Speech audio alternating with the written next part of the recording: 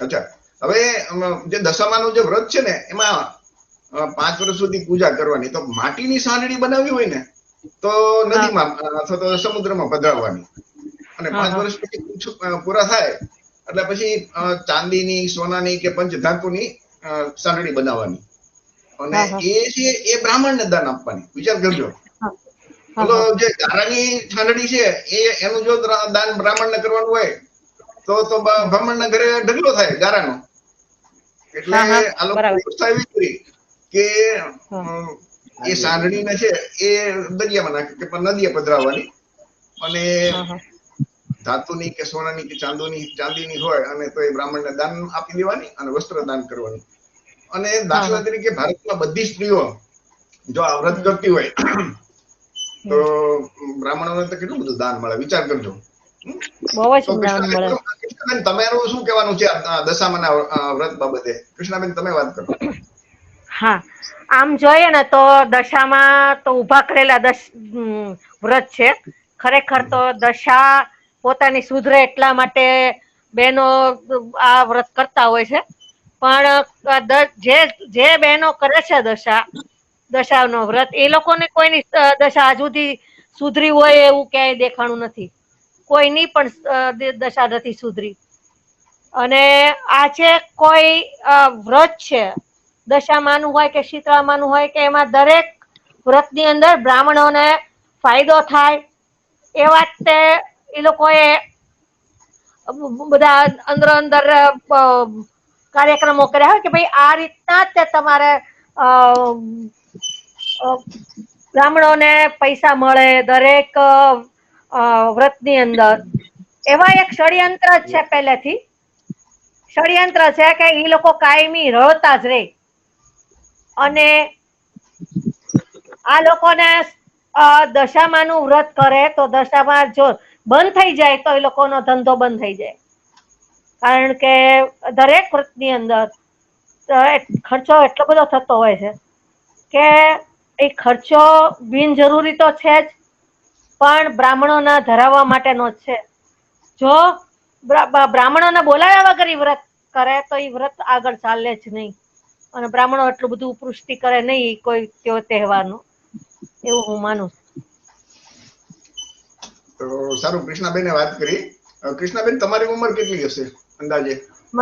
મારે 84 પૂરી થાય, અરે 64 પૂરા થાય ને ઓક્ટોબરમાં 65 બેસશે. અચ્છા, હવે તમે માનો કે યંગ હતા ત્યારે આ દશામાં હતા કઈ? નહીં, નહોતા. એટલે એનો મતલબ કે દશામાં છે ને એ છેલ્લા મને એમ છે કે 20 વર્ષથી આવ્યા છે, પેલા તો હતા જ નહીં. હા, બરોબર. હા, આમાં એવું છે કે પેલા દશામાં નહોતા અને શીતળા માતા નહોતા. શીતળા માતા એક રોગ હતો અને એને એટલો ભયંકર રોગ હતો કે છોકરાઓ મરી જતા અને મોટા વડીલો ઘણી વાર મરી જતા. તો એ શીતળાનો રોગ છે ને એના ડામવા માટે આપણા જો ભારતના માણસો એટલા બધા શ્રદ્ધાળુ છે કે ઈ લોકોએ માતાજીનો આશરો લીધો કે એને માતાજી તરીકે પૂજવાથી શીતળા રહીને ઈ મટી જશે. અને જયારે વિદેશમાં જોઈએ તો વૈજ્ઞાનિક એ લોકોની શોધ છે, આપણા જેવું નથી. એટલે ત્યાંના જે એડવર્ડ જેનર નામના વૈજ્ઞાનિક હતા, એને શીતળાની રસી શોધી અને એ શીતળાનો રસ જે રોગ હતો ઈ કાયમી માટે નાબૂદ કર્યો. તો ખરેખર જો આપણે જે કોઈને આપણે નમન કરવા જોઈએ છે તો ઈ એડવર્ડ જેનર છે, નહીં કે આ માનેલા શીતળામાં. બરોબર છે. સારું, કૃષ્ણાબેન સરસ મજાની વાત કરી કે એ જયારે નાના હતા એટલે મારો પોતાનો અનુભવ છે કે આજથી 20 વર્ષ પહેલા દશામાં નામનું કોઈ તહેવાર હતો નહીં કે વ્રત નહોતું. તો એનો મતલબ એમ થાય કે દશામાં થી માંડીને આવી રીતે એક વ્યવસ્થિત આયોજન થાય છે કે આપણો જે પછાત વર્ગ છે, કોળી સમાજ છે, ઓબીસી ની બધી જાતિ છે, એ લોકો કાયમ ધર્મના નામે અફીણ પીધા કરે, ધર્મના નામે તહેવારો ઉજવા કરે, 10-10 દિવસ આમાં બગાડે. તો એવા તહેવારો એ લોકો બનાવતા જ રહે છે. એનો તમને એક દાખલો આપું કે આજથી વર્ષો પહેલા અમે જયારે નાના હતા એટલે લગભગ આજથી લગભગ 55 વર્ષ પહેલા જય સંતોષીમાં આવ્યા હતા, હાવ નવા, કોઈ એનું કઈ નહીં, અને એ જય સંતોષીમાં નામનું પિક્ચર બની ગયું અને એટલું બધું હિટ ગયું, અને સંતોષીમાં આખા બધા આપણા પછાત બધું ફેલાઈ ગયું.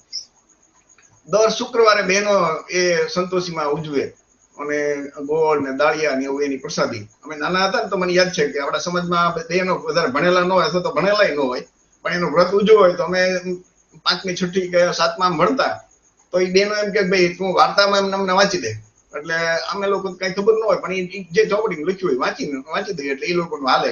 7-8 બહેનો ભેગા થાય, ગોળ ચક્કર ઉપર બેહે અને અમારે વાંચવાનું હોય. આ મારો અનુભવ કહે છે. તો લગભગ 10-15 વર્ષ સુધી એ હાલ્યું. પછી શું ને કે 15-20 વર્ષ પછી જય સંતોષીમાં ધીમે ધીમે ઓસરી ગયો, તો એ લોકો એક નવી માતાજી બનાવ્યા, વૈભવ લક્ષ્મી. આ એના માટે જ એ લોકોનું આયોજન છે. એના કોઈ તમને પુરાતત્વ વિભાગના કોઈ પુરાવા નહીં મળે, એનો જન્મ ક્યાં થયો, એના માતા પિતા કોણ હતા, કોઈ વસ્તુ નહીં. એમાં જે ગામના નામ આપ્યો હોય કે ભાઈ અવંતીપુર ને ફલાણાપુર ને એના કોઈ પુરાવા નહીં કે કઈ જગ્યા કયા રાજ્યમાં, કઈ નહીં. એ વૈભવ લક્ષ્મીનો લગભગ 10-15 વર્ષ આવ્યું. ત્યાર પછી એમ લાગ્યું કે ભાઈ આ તો બહુ હાલતું નથી, એટલે દશામાં આવ્યા. તો એનો મતલબ છે કે દશામાનું ધીમે ધીમે આવી રીતે ઓછું થશે તો વળી પાછા એ લોકો નવા માતાજી લાવશે. આપણા માટે ધર્મના નામે કંઈક ને કંઈક રચા બચા રહે, એના માટેનું કંઈક ને એ લોકો વ્યવસ્થિત આયોજન કરતા રહે છે. આપણો સમાજ છે ને એ આપણા ઓબીસી એસસી ને એસટી લોકો એ બહુ ધાર્મિક હોય છે અને માતાજી કે ભગવાનમાં વિશ્વાસ હોય. હવે હું બધાને એક સવાલ પૂછું છું કે તમે માતાજી વિશે શું કલ્પના કરો છો? માતાજી માટે તો આપણે સૌ બાળકો છીએ ને, તો માતાજી કોઈ એના બાળકો પ્રત્યે ભેદભાવ કરે ખરા કે ભાઈ એનું વ્રત નથી કર્યું એટલે? તમે જોજો ને આ બે ની કથા મેં સ્ક્રીન ઉપર મૂકી હતી, શીતળામાની અને દશામાતાની. તો જે એનું વ્રત ન કરે એની પાછળ તો માતાજી આમ કહીને કે એવા પાછળ પડી જાય કે એને હાવ ધનોત પણ જ કાઢી નાખે, એના છોકરાને મારી નાખે, એનું બધું રાજપાટ પડાવી લે. તો કોઈ મેં દુનિયામાં આવી માં કોઈ જોઈ જ નથી કે માં વિશે તમે આવું વિચારી શકો ખરો? આપણા ઘરમાં આપણી માં છે, છોકરાઓ ગમે એટલી ભૂલ કરે પણ માં કોઈ દિવસ કમાવતર થતી નથી. આ આપણો અનુભવ કહે છે. તો જેને આપણે માતાજી કહીએ છીએ, માં કહીએ છીએ, એ માં આપણું ખરાબ કેવી રીતે કરી શકે? તમે માં ઉપર વિશ્વાસ રાખો, તમે માનો છો તો એના ઉપર વિશ્વાસ રાખતા શીખો. તમે દશામાને માનો કે શીતળામાને માનો કે ચામુંડામાને માનો, ખોડિયારમાને, તો એની ઉપર વિશ્વાસ રાખો કે મારી માં છે એ કોઈ દિવસ કોઈનું ખરાબ ન કરે, એના દાણા કે ફલાણું એના નિવેદ ન કર્યા હોય તોય ખરાબ ન કરે. માં કોને કહેવાય? એ માં કોને કહેવાય કે પોતે ભૂખી રહે અને છોકરાઓને ખવડાવે, એનું નામ માં. આ તો તમે જો ને બેયની વાર્તામાં આપણા હિન્દુ ધર્મમાં છે ને મોટા ભાગે બધા વ્રત તહેવારોમાં ડરાવે, ખૂબ ડરાવે કે આમ નહીં કરે તો આમ થઈ જશે. એક તો ડરાવે અને બીજી લાલચ. આ બે વસ્તુથી આખો ધર્મ હાલે છે. સતત ડર આપે છે અને લાલચ. તો કૃષ્ણાબેન તમારું આ બાબતમાં શું કહેવાનું છે? કૃષ્ણાબેન. મેં તો કોઈ દિવસ માતાજીનું વ્રત કર્યું જ નથી, અને તો પણ હું એટલી બધી સુખી છું કે વાત પૂછોમાં. મને માતાજીના વ્રતમાં શું કરવાનું હોય એ પણ ખબર નથી, દશામાના વ્રતમાં પણ શું કરવાનું એ ખબર નથી, અને સીતા માતાના મંદિરમાં જઈને શું કરવાનું એ ખબર નથી. તો ખરેખર તો મેં તો કોઈ દિવસ શીતળામાનું કઈ કર્યું જ નથી, તો હું કેમ સુખી છું? મને તો કોઈ પ્રોબ્લેમ જ નથી. માતાજી મને તો એવું લાગે છે કે માતાજી તો મારી માં, તો મારે મને જન્મ આપ્યો એ જ મારી માં, જેને મેં જોઈ છે. જે મારે જોઈ જ નથી એ માને મારે માનવું કેમ? હું તો એવું માનું કે હું અનુભવું ને એ જ સાચું, કે ભાઈ મને અનુભવ શેનો થયો? તો મારી માનો અનુભવ થયો, જેને મને જન્મ આપ્યો.